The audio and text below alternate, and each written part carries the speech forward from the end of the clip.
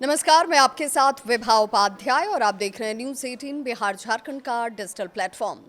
क्या अमेरिका के दोस्त देश अचानक से फिलिस्तीन को मान्यता दे रहे हैं? 7 अक्टूबर 2023 हमास का हमला और फिर इजराइल का गाजा पर युद्ध, हजारों मौतें, लाखों लोगों का बेघर हो जाना और पूरी दुनिया की नजर इस छोटे से इलाके पर टिक जाना। लेकिन अब हालात और भी ज्यादा दिलचस्प हो उठे हैं। अमेरिका के सबसे करीबी देश ब्रिटेन, कनाडा, ऑस्ट्रेलिया, पुर्तगाल और कई यूरोपीय देशों ने फिलिस्तीन को मान्यता देना शुरू कर दिया है। सवाल ये उठता है कि इतने सालों बाद अचानक से आखिर ऐसा क्यों हुआ? 1948 इजराइल ने खुद को आजाद देश घोषित किया था। अमेरिका ने तुरंत मान्यता दी और इजराइल दुनिया के नक्शे पर मजबूती से बैठ गया। लेकिन उसी वक्त फिलिस्तीनियों के लिए नई जंग जैसे शुरू हो गई, जमीन की, हक की और पहचान की। 1988 का साल, फिलिस्तीन ने भी खुद को स्वतंत्र देश घोषित कर दिया। लेकिन तब से आज तक दुनिया के आधे से ज्यादा देश मान्यता तो दे चुके हैं, पर संयुक्त राष्ट्र में अब तक फिलिस्तीन को पूर्ण सदस्य का दर्जा नहीं मिल पाया। फिलिस्तीन दो हिस्सों में बटा, वेस्ट बैंक जहां फतह की सरकार है, गाजा पट्टी 2007 से हमास का कब्जा जहां है, यानी अंतर्राष्ट्रीय स्तर पर एक देश लेकिन हकीकत में दो अलग अलग प्रशासन। यही वजह है कि इजराइल और पश्चिमी देश अक्सर ये कहते रहे हैं, फिलिस्तीन एकीकृत राज्य ही नहीं है। अक्टूबर 2023 में हमास ने हमला किया, 1200 से ज्यादा इजरायलियों की मौत हो जाती है, जिस पर पूरी दुनिया ने इस घटना की निंदा की। जवाबी कार्रवाई भी हुई, जिसमें इजरायल ने गाजा पर जबरदस्त तरीके से हमला शुरू कर दिया। रिपोर्ट्स ये कहते हैं कि गाजा शहर लगभग पूरी तरह से तबाह हो चुका है। लाखों लोग बेघर हुए।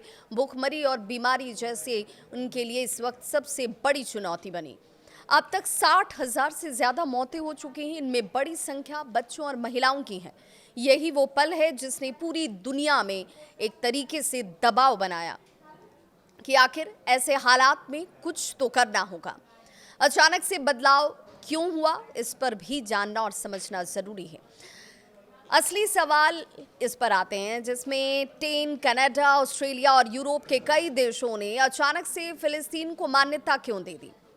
मानवीय दबाव इसके पीछे की सबसे बड़ी वजह बताई गई। गाजा में नरसंहार जैसे हालात पर अपनी जनता की नाराजगी को ये देश अनसुना नहीं कर सकता था। घरेलू राजनीति उसकी दूसरी वजह दिखी, जिसमें इन देशों में मुस्लिम आबादी यहूदियों से कहीं ज्यादा है। नेताओं पर मुस्लिम मतदाताओं को साधने का दबाव भी है और ये मान्यता सिर्फ प्रतीकात्मक है, ताकि अंतर्राष्ट्रीय दबाव बनाया जा सके और शांति प्रक्रिया की तरफ इसे हल्का आगे बढ़ाया जा सके, धक्का दिया जा सके। अमेरिका की पोजीशन इस पूरे प्रकरण को देखकर अगर आप समझेंगे तो अमेरिका अब भी इजराइल के साथ खड़ा है। उसने हाल ही में फिलिस्तीनी पासपोर्ट धारकों को वीजा देना भी रोक दिया। यानी साफ है कि अमेरिका फिलिस्तीन को अलग देश के तौर पर मान्यता देने के खिलाफ है और यही वजह है कि संयुक्त राष्ट्र में अब तक फिलिस्तीन को पूर्ण सदस्य का दर्जा नहीं मिल पाया। इतने देश जिसने उसे मान्यता दी, वो कौन कौन से देश हैं ये भी बताएंगे। इसमें भारत ने भी क्या अपना समर्थन दिया है ये भी जानेंगे। मार्च 2025 तक 193 सदस्य देशों में से 151 से ज्यादा देश फिलिस्तीन को मान्यता दे चुके हैं। France, Britain, Australia, Canada, Belgium और पुर्तगाल जैसे बड़े देशों के जुड़ने के बाद ये मांग कह लीजिए, इस तरफ लोगों का झुकाव कह लीजिए या लहर कह लीजिए, इसकी तेज होती नजर आई। सवाल ये, तो क्या यूरोप अब इजराइल के खिलाफ खड़ा हो गया है? ज्यादातर जानकार ये मानते हैं कि ऐसा नहीं है। ये कदम ज्यादातर प्रतीकात्मक तौर पर देखा जा रहा है और इसका मकसद क्या है वो भी समझिए। इसका मकसद है गाजा में हो रहे मानवीय संकट को दुनिया के सामने लाना और इजराइल पर दबाव डालना कि वो किसी अस्थायी समाधान की तरफ आगे बढ़े। लेकिन असली सवाल वही है, क्या कभी फिलिस्तीन को संयुक्त राष्ट्र में इजराइल जैसा दर्जा मिल पाएगा या फिर ये मान्यता सिर्फ एक कूटनीतिक ड्रामा तक रह जाएगी?